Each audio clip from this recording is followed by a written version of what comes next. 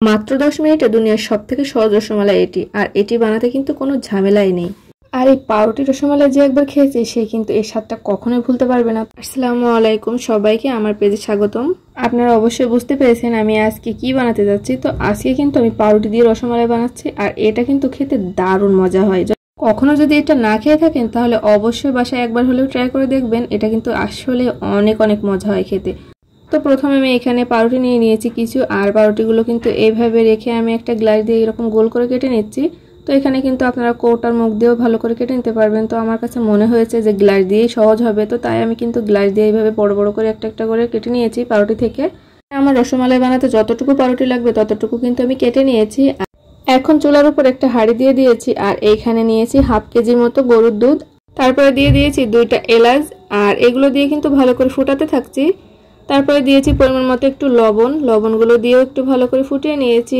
আর দিয়েছি চিনি, আর চিনিটা যদি কেউ না দিতে চান তারা কিন্তু কনডেন্স মিল্কও দিতে পারেন। এখন এখানে কিছু টুকরো করা পাউরুটি নিয়ে নিয়েছি, আর এটা কিন্তু দুধটা ঘন হওয়ার জন্যই নিয়েছি। এখানে অনেক পরিমাণে কিন্তু পাউরুটি ব্যবহার করা যাবে না।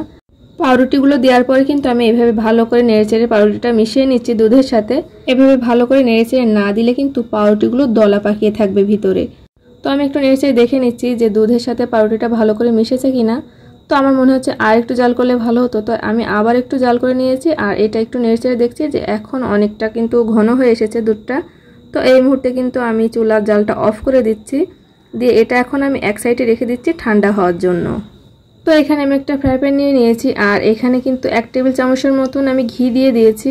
তো ঘি দেওয়ার পরে কিন্তু এখানে দেখতে পাচ্ছেন কিছু বাদাম আর কিশমিশ কুচি করে নিয়েছি। তো এগুলো কিন্তু এখন ঘির ভিতরে ভেজে নেব সুন্দর করে। আপনারা চাইলে কিন্তু এখানে এটা তেল দিয়েও ভাজতে পারেন। তো যদি ঘি দিয়ে ভাজেন তাহলে কিন্তু এর ঘ্রাণটা অনেক বেশি সুন্দর আসবে, আর খেতেও অনেক মজা লাগবে।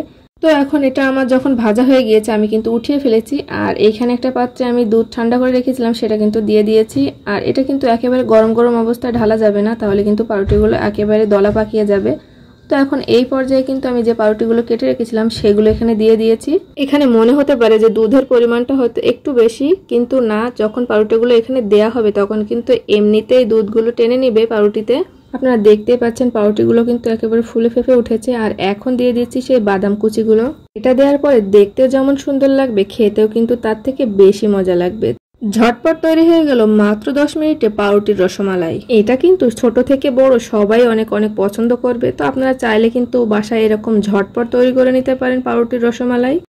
আমার আজকের রেসিপিটা আপনাদের কাছে কেমন লেগেছে অবশ্যই কমেন্ট করে জানাবেন। আর এরকম নিত্য নতুন রেসিপি পেতে অবশ্যই আমার পেজটাকে ফলো দিয়ে পাশেই থাকবেন। সবাইকে অনেক অনেক ধন্যবাদ। আল্লাহ হাফেজ।